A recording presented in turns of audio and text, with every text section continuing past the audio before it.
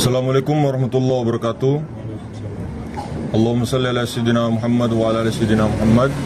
Saudaraku, kembali lagi bersama kita.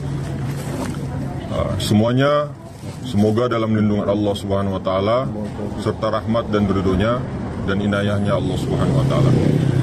Maka sebelum kita lanjut saudara-saudara, kita harus mengetahui dulu ada 4 rukun-rukun agama. Jadi rukun agama ini ada 4 menurut ulama-ulama tasawuf kita di Nusantara, ya, di berbagai negara itu. Dan kita ini meyakini daripada ulama-ulama tersebut. Jadi ada 4 rukun agama. Yang pertama syariat, thariqah, hakikat, dan ma'rifat. Iman, ihsan, Islam, ya, dengan ma'rifat. Jadi 4. Maka kata Al-Quran dikatakan, Ud'u fis silmi kaffa, masuklah ke dalam agama Islam secara kaffa, secara menyeluruh. Jadi orang secara menyeluruh ini harus meyakini bahwa ada 4 rukun-rukun ini. Kalau 4 rukun ini tidak tercapai, maka keislaman kita itu dipertanyakan di mata Allah. Islam minallah, agama kita ini dipertanyakan di mata Allah. Kita lihat zaman-zaman dahulu, ulama-ulama kita, ya, mufti-mufti kita, yang dimana mereka semua ini telah jaya dan sukses mengamalkan agama. Dan mereka ini satu persatu ulama-ulama kita, guru-guru kita itu menguasai keempat rukun agama ini: syariat, syariah, thariqah, hakikat, ma'rifat. Nah, apa yang terjadi di zaman sekarang ini sungguh sangat berbeda ketika kita Indonesia Nusantara telah dijajah oleh Belanda. Itu semua berubah semua, terpisah.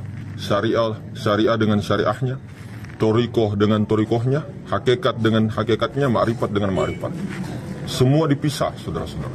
Padahal kalau keempat ini, ya, keempat ini dikali dengan 5, ya, rukun Islam itu menjadi 20.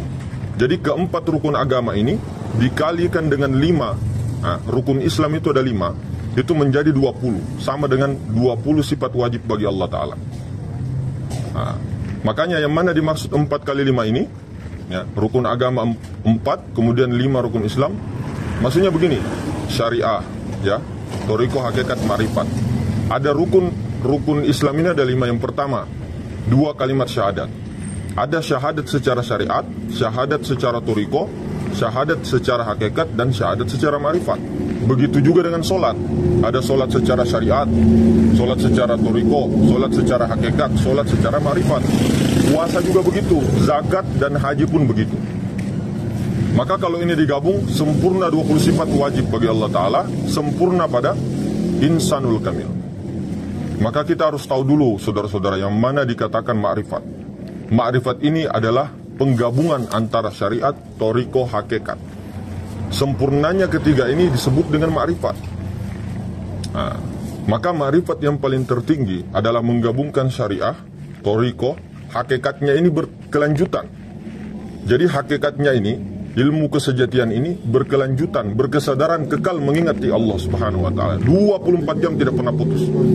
Dalam keadaan sadarnya. Kalau tidur tidak usah ditanya. Maka syariat ini adalah kenyataan. Maksudnya jasmani, rukun-rukun kepada tubuh kita, jasmani kita. Kalau thariqah itu jalan menuju apa? Jalan menuju sang sejati. Kalau hakikat adalah kebenaran mutlak, kebenaran yang hak. Kalau ma'rifat kumpulan daripada syariat, thariqah, dan hakikat. Itu disebut ma'rifat. Maka jelaslah bagi ulama-ulama, contoh kita dengar Imam Al-Ghazali rahmatullahi alaih, 13 tahun untuk mencapai dalam ma'rifat itu. Jadi ma'rifat itu bukan kita belajar, ya, duduk-duduk ikut kajian kemudian ma'rifat, tidak. Ma'rifat itu memang mengenal. Tapi mengenal di sini, ma'rifat di sini, ma'rifat billah, ma'rifatullah ini ada jenjangnya. Ada jenjang-jenjangnya. Ada makom-makomnya. Ada ma'rifat awam, ma'rifat khusus, khawas, ya. Kemudian ma'rifat khususul khawas. Nah, yang khususul khawas ini yang saya jelaskan tadi. Dia syariat, thariqah, hakikat. Itu ketiga itu dinamakan ma'rifat khususul khawas. Maka yang dimana? Yang dimana yang disebut hakikat? Hakikat itu ketika kita memandang semua alam semesta ini, semua yang terjadi di alam semesta ini, itu hakikatnya memandangnya itu loh. Memandangnya itu langsung tembus kepada zat yang maha hidup. langsung memandang kepada Tuhan itu sendiri. Jadi kita itu tidak melihat sesuatu. Jadi begini, ketika kita melihat dinding, ya, ketika kita melihat dinding dengan pandangan kedua mata, orang-orang syariat itu memandangnya dinding. Tapi kalau orang-orang hakikat memandangnya itu dindingnya itu dari mana?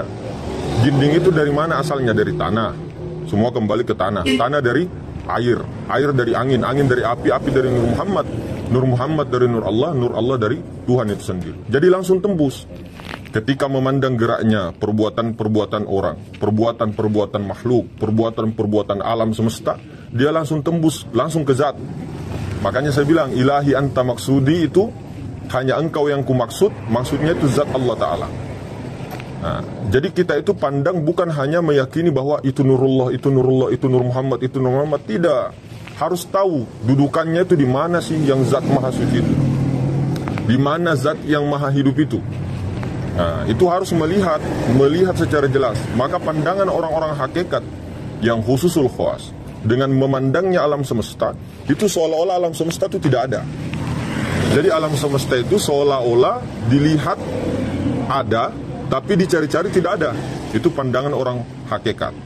Jadi ketika dia memandang alam semesta dan seluruh isinya, itu bagaikan debu yang sangat kecil berterbangan di ruang, maha ruang angkasa yang luas, yang tak terbatas itu. Maka semua yang digerakkan ini, kalau orang tahu, tembus kepada zat itu. Semua ini geraknya zat. Geraknya daripada zat. Sifat itu yang mana? Alam semesta, manusia, dan semuanya itu adalah sifatnya Allah. Nah, sifat ini dengan zat itu tidak bercerai. Ahad dia, satu, ketunggalan itu. Barang siapa yang menceraikan zat dengan sifat, itu orang-orang syirik. Jadi zat dengan sifat itu harus bergandengan, tidak menyatu tapi satu, tunggal dia. Nah, perlu diketahui itu, zat dan sifat. Sifat itu bukan zat, namun sifat tiada lain daripada zat. Karena sifat itu tidak bisa berdiri kalau tidak ada zat. Contoh, api dengan panas. Nah ya, api dengan panasnya, matahari dengan cahayanya, gula dengan manisnya. Yang paling nampak ini gula apa manis? Pasti orang-orang dari kita-kita yang baru belajar ngomong gula. Bukan. Yang paling nampak itu manisnya. Kenapa, Mas? Yang paling nampak itu manisnya sebenarnya. Zatnya itu. Rasanya itu loh, manis. Kenapa? Coba ambil gula, ya, gula atau garam, taruh di wadah. Nah, ambil air, garu itu, putar, larut. Nah, apanya itu yang ada? Lebur dia, sama dengan garam. Garam itu bentuknya seperti kotak, ada yang bundar, ada yang segitiga dan sebagainya. Kalau dilarutkan, itu kembali kepada air asin itu. Kembali kepada zatnya itu. Maka kita memandang pergerakan ini semuanya, ya, saudara-saudara. Jangan kita tertipu dengan bentuknya, rupanya. Nah, kalau kita pandang segala macam, itu memang adalah berupa, berwujud. Tapi kalau kita tembus, ini dari mana ini? Kita pandang ini orangnya dari mana? Oh, dari bapak ibunya. Bapak ibunya dari buyutnya daripada Nabi Adam. Nabi Adam dari tanah, naik lagi. Naik dia pandangannya terus mi'raj itu, tarakki itu, naik. Tanah dari air dari angin, angin dari api, api dari Nur Muhammad dari Nur Allah dari Tuhan. Semua sealaman ini geraknya Tuhan. Ketika orang tidak tauhidul af'al, tauhidul asma, tauhidus sifat, dan tauhidus zat, mohon maaf, wujuduka zambun, ada wujud kita, itu syirik besar. Tidak sempurna amalan, ibadah-ibadah kita. Mau perbuatan kita haji kah, mau perbuatan apakah, perbuatan baik kalau masih ada syirik, kesyirikan di dalam hati. Sementara syirik khafi ini adalah syirik besar, syirik akbar. Makanya dikatakan dalam Al-Quran, dalam hadis itu mengatakan Allah itu mengampuni semua dosa sebesar apapun itu. Dosa membunuh kah, dosa apakah, cuma jangan disengaja buat dosa. Tapi selain daripada satu dosa ini, syirik, itu yang tidak diampuni. Maka ketika dalam pandangan agama yang sempurna, Islam yang sempurna, itu tidak boleh ada dua wujud dalam satu. Tidak ada lagi hidupku, ada hidupnya Allah. Ada hidupku, ada hidupnya Allah. Ini masih syirik. Ketahuilah saudara-saudara, Cuma di alam semesta ini, cuma satu zat yang membolak-balikkan itu. Cuma satu zat hayat, zat hayyun yang membolak-balikkan itu. Dunia ini semua dikendalikan oleh satu zat. Tidak ada boleh dua Tuhan, tidak ada lagi boleh dua zat. Makanya tubuh, hati, nyawa, rahasia. Tubuh itu berarti af'al, ya. Kemudian asma berarti hati kita. Kemudian nyawa ini berarti sifat, nyawa kepada ruh kita ini.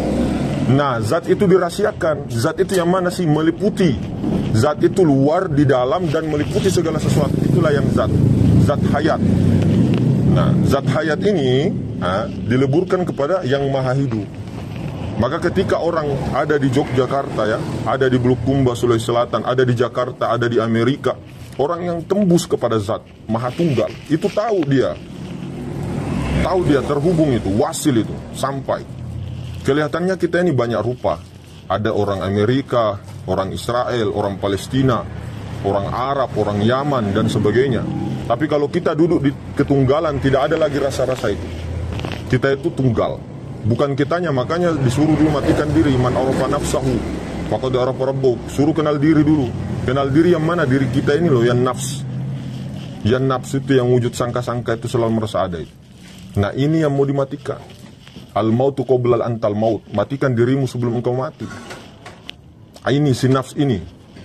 Maka ketika kita nanti berpulang ke kampung halaman yang sebenarnya, dari mana pulangnya itu? Inna lillahi wa inna ilaihi raji'un. Bukan hanya disebut inna lillahi wa inna ilaihi raji'un. Dari Allah kembali kepada Allah. Tahu maksudnya. Dari mana? Dari mana asalnya kita itu? Nah, dari situ juga kembali.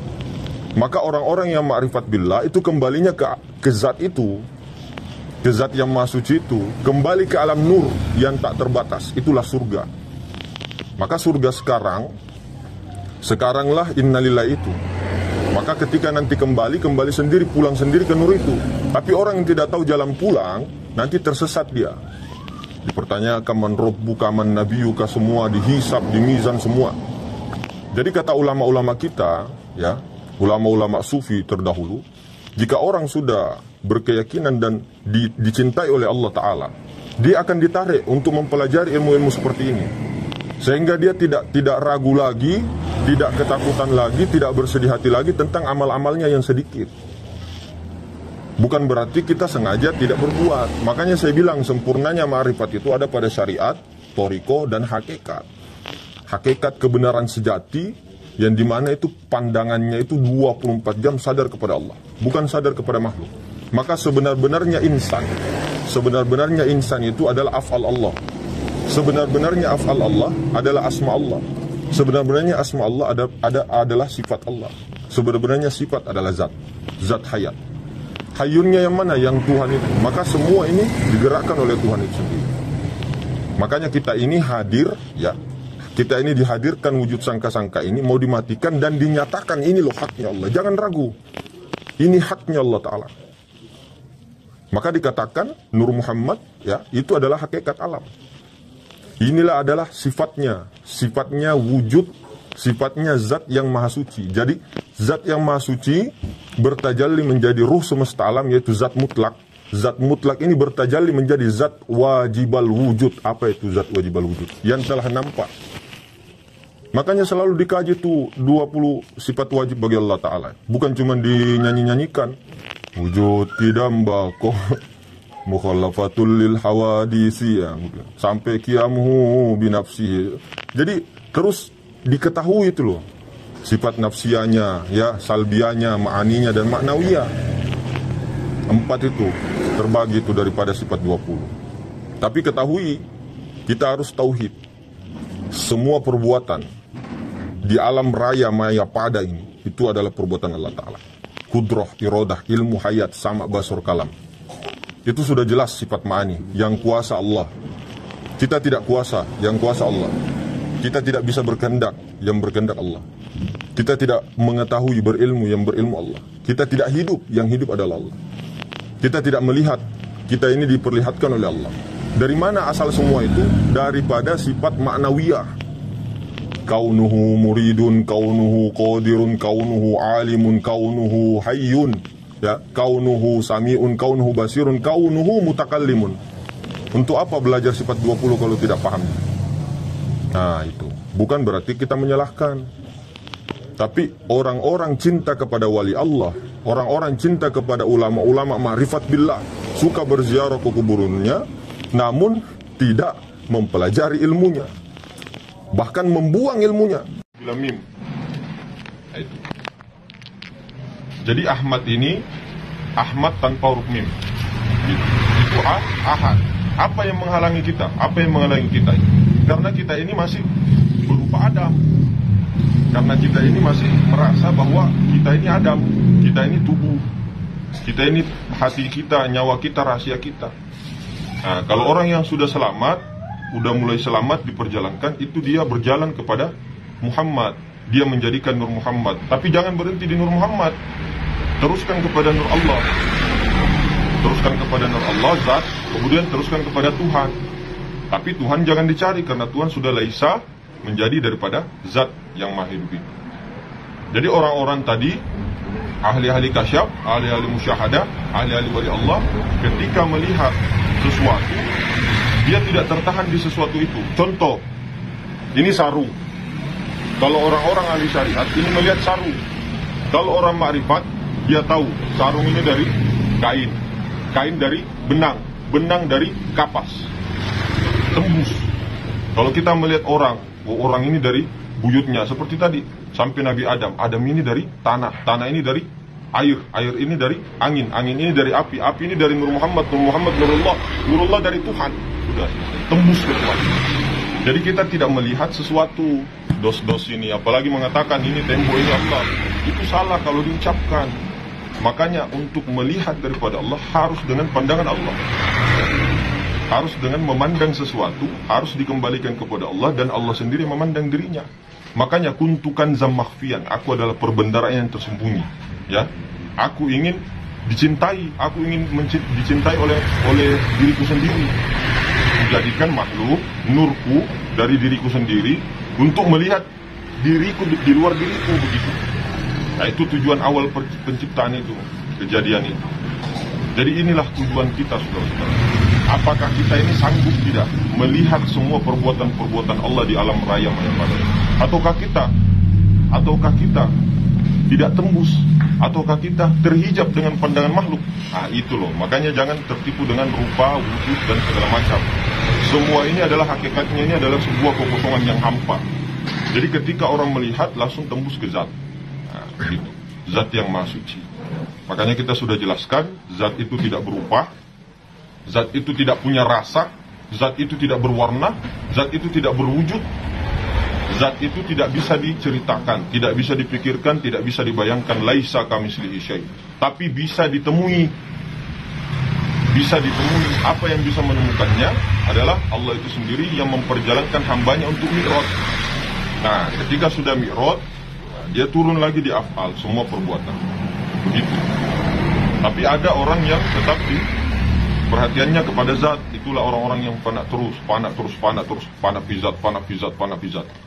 Nah, tapi orang-orang yang sudah majzub, fana fizat, itu nanti bako dia. Jangan cari makom. Jangan cari makom. Bako itu dengan sendirinya.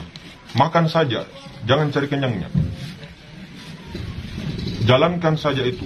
Banyak-banyak berserah. La haula wala quwwata illa billah. Tidak ada satu makhluk pun, tidak ada satu guru yang sakti pun, mursyid yang sakti pun sekalipun yang bisa mengenalkan muridnya, salibnya itu untuk mengenal Allah. Tidak ada. Jadi kalau kita sama sekali memandang guru kita terhenti di guru, itu adalah pandangan yang syirik, pandangan yang keliru. Kalau kita berhenti di guru, misal saya ngomong, nah, kita semua ini terhenti di rahmat ini, si rahmat ini yang buta, yang tuli, yang bisu ini, yang tidak bisa apa-apa ini, la haula wala quwwata illa billah. Kita pandang si rahmat itu syirik, itu dosa besar. Makanya kita teruskan. Maka ketika kita itu kemarin kita bacakan manaqib ataupun tawassul kepada Syekh Abdul Qadir Jilani, Syekh Muhammad Bauddin Naqsabandi, Syekh Muhammad As-Shazili, Syekh Salman Al-Madani, semuanya. Jangan tertahan di situ di beliau. Begitu juga kedua orang tua kita. Kalau kita mau membacakan Al-Fatihah, tembusnya ke nur. Nah, di sini lagi ada orang menembus ke nur, tapi dia tidak menjadikan dirinya nur. Akhirnya dia yang merasa berdoa, dia yang merasa bertawasul. Itu juga pandangan terhijab lagi. Jadi nur kepada nur. Nah, seperti itu saudara-saudara. Maka lebih dan kurang-kurangnya semua ini mohon dimaafkan. Assalamualaikum warahmatullahi wabarakatuh.